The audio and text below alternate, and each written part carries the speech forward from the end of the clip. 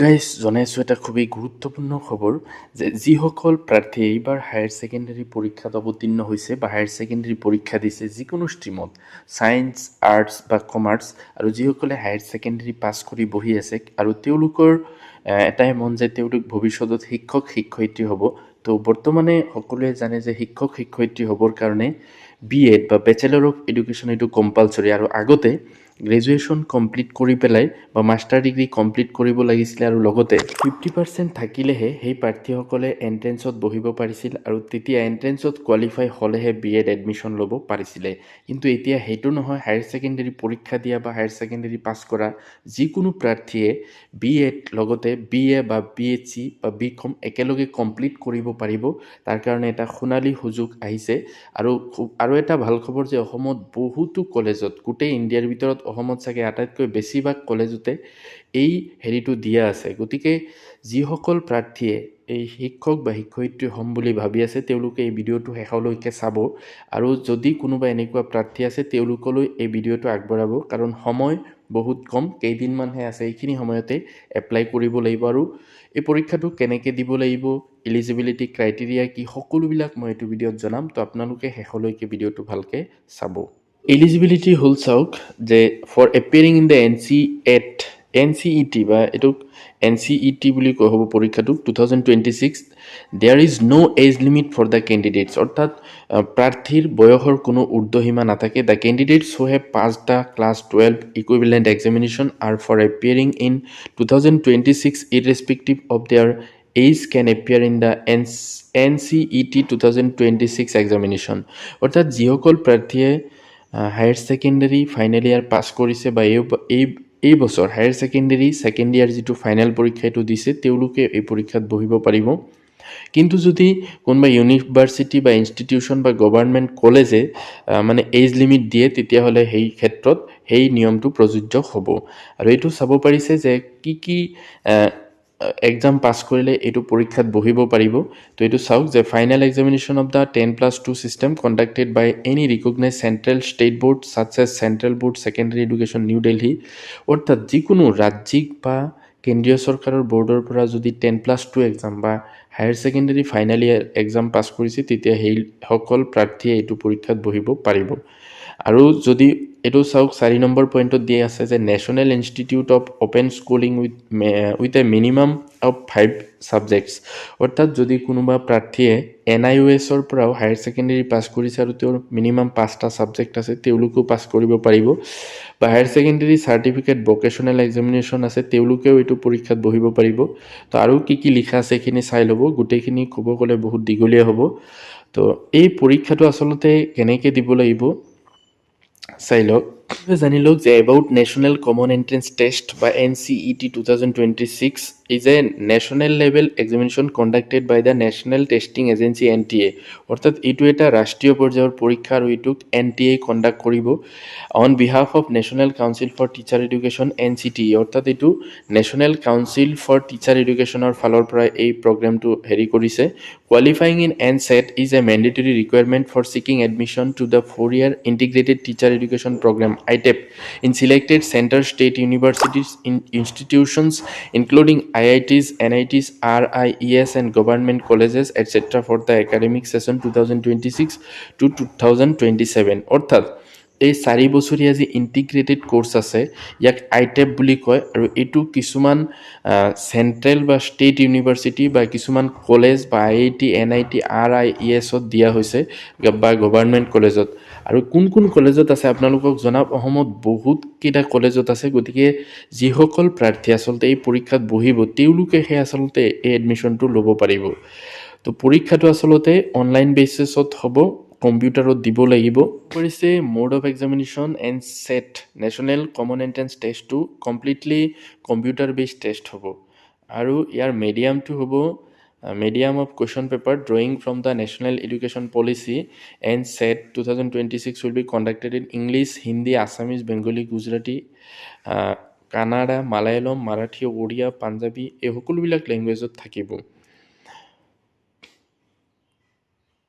গুৰুত্বপূৰ্ণ কথাখিনি চাই লওক যে পৰীক্ষাৰ ফৰ্ম ফিল আপৰ ডেট কেতিয়াৰ পৰা কেতিয়া পৰীক্ষা কেতিয়া হ'ব এইটো হ'ল মেইন কথা কিন্তু সময় গুচি গ'লে প্ৰাৰ্থীসকলে আৰু এপ্লাই কৰিব নোৱাৰিব তো এইটো চাওক যে national common entrance test NCET 2026 will be conducted in 13 mediums across India in computer based test mode of the academic session 2026-27 as per the details given below তো এইটো গম পাইছে 13টা মিডিয়াম থাকিব আৰু এইটো কম্পিউটাৰ বেসড এক্সাম হ'ব online submission of application form ডেটটো হ'ল 12 ফেব্ৰুৱাৰীৰ পৰা এইটো আৰম্ভ হৈছে আৰু 10 মাৰ্চ 2026 তাৰিখলৈকে চলিব আৰু last date of successful transaction of fees through credit debit card net banking UPI অৰ্থাৎ কোনোবাই যদি এপ্লাই কৰি থৈছে পেমেন্টটো 11 মাৰ্চ আপ টু 11:50 PM লৈকে কৰিব পাৰিব কাৰেকশ্যন অফ পাৰ্টিকুলাৰ্ছ অৰ্থাৎ যদি কিবা ভুল ভ্ৰান্তি হয় তেতিয়া 12 পৰা 14 মাৰ্চত কাৰেকশ্যন কৰিব পাৰিব announcement of the city of examination আৰু ক'ত ক'ত পৰীক্ষাটো অনুষ্ঠিত হ'ব এইটো পিছলৈ জনাই দিয়া হ'ব downloading admit cards from the NTA website আৰু এই ৱেবছাইটৰ পৰা যিটো ৱেবছাইট মই কৈ দিম সেইটোৰ পৰা আপোনালোকে এডমিট কাৰ্ডটো ডাউনলোড কৰি ল'ব পাৰিব আৰু এইটো ডেটটো পিছত জনাব আৰু পৰীক্ষাটো মনত ৰাখিব 17 এপ্ৰিল 2026 ফ্ৰাইডে সেইটো তাৰিখত হোৱাৰ সম্ভাৱনা আছে বা এইটো সলনি হ'ব পাৰে গতিকে display of recorded response and answer কিয় আপোনালোকে পাব সেইটো পিছলৈ জনাই দিব আৰু ইয়াৰ ৱেবছাইট হ'ল exams.nta.nic.in/nset বা nta.ac.in আৰু ৰিজাল্টটো আপোনালোকক পিছলৈ জনাই দিয়া হ'ব তো তাৰিখটো অনলাইন এপ্লাইৰ তাৰিখটো আপোনালোকে মনত ৰাখিব যে এইটো 10 মাৰ্চ তাৰিখলৈকেহে এপ্লাই কৰিব পাৰিব এতিয়া মই জনাম যে পৰীক্ষাটো কি সাবজেক্টৰ ওপৰত হ'ব আৰু কোন কলেজত এই যিটো প্ৰগ্ৰাম আছে আইটেপ বা 4 year integrated course BA BSc BCom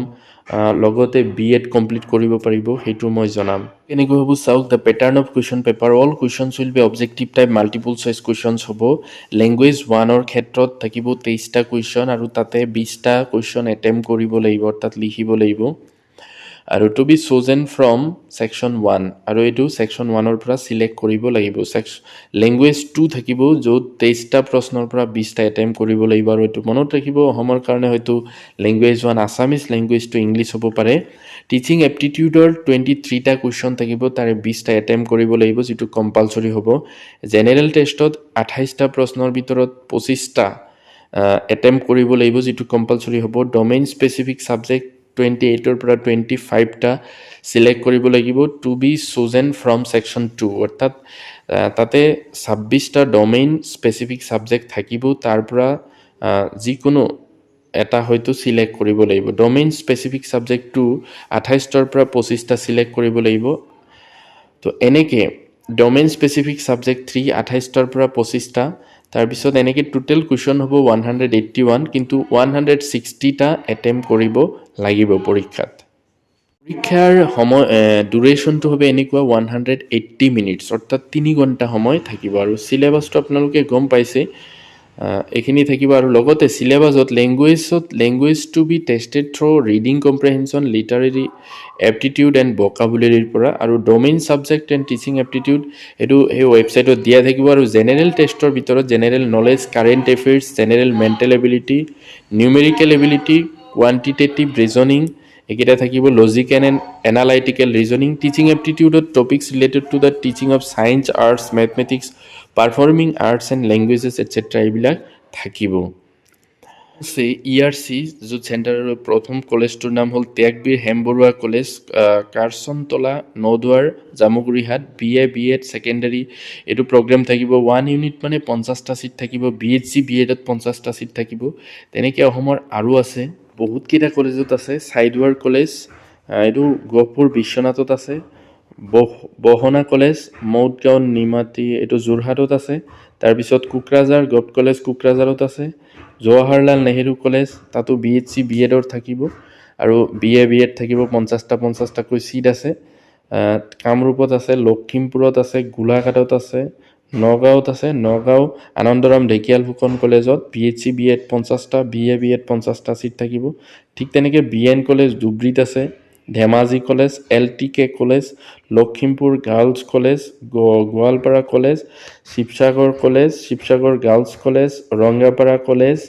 ফকীৰমোহন university Balasore, এইটো উৰিষ্যাৰ হয়। আছামৰ আৰু Hemprabha Barua girls college Golaghat 2 units আছে।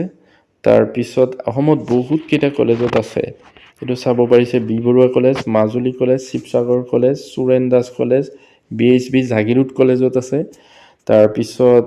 ডিগবৈ কলেজত আছে, নগাঁও গাৰ্লছ কলেজত আছে, বৰহলা কলেজত আছে। তাৰপিছত আছে গোলাঘাটত আছে। তাৰপিছত নগাঁও কলেজত আছে, সোণাপুৰ কলেজত আছে, অৰুণাচল ইউনিভাৰ্চিটি। তো অসমত বহুত কেইটা কলেজত আছে। তেজপুৰ ইউনিভাৰ্চিটিত আছে। তাৰপিছত আছে দৰং কলেজ, দিছপুৰ কলেজ, তাৰপিছত Dudhnoi college, Sualkuchi, Guwahati university.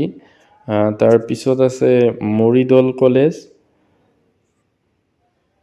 Pragjyotish college, তাৰপিছত পূব কামৰূপ কলেজ, মংগলদৈ কলেজ। তো অসমৰ বহুত কেইটা মানে প্ৰাইভেট ইউনিভাৰ্চিটিটো আছে, বহুত কলেজত আছে। গতিকে অসমৰ ছাত্ৰ ছাত্ৰীসকলৰ কাৰণে খুবেই ভাল খবৰ। অনতিপলমে এপ্লাই কৰক আৰু তাৰ কাৰণে প্ৰিপেয়াৰেশ্যন চলাই থাকক। মোৰ এইটো ভিডিঅ'ত যিমানখিনি পাৰিছোঁ ইয়াতে দি দিছোঁ। আৰু জানিব লগা হ'লে ভৱিষ্যতত মোৰ চেনেলটো ছাবস্ক্ৰাইব কৰি থ'ব আৰু ভিডিঅ' দিম। Thank U.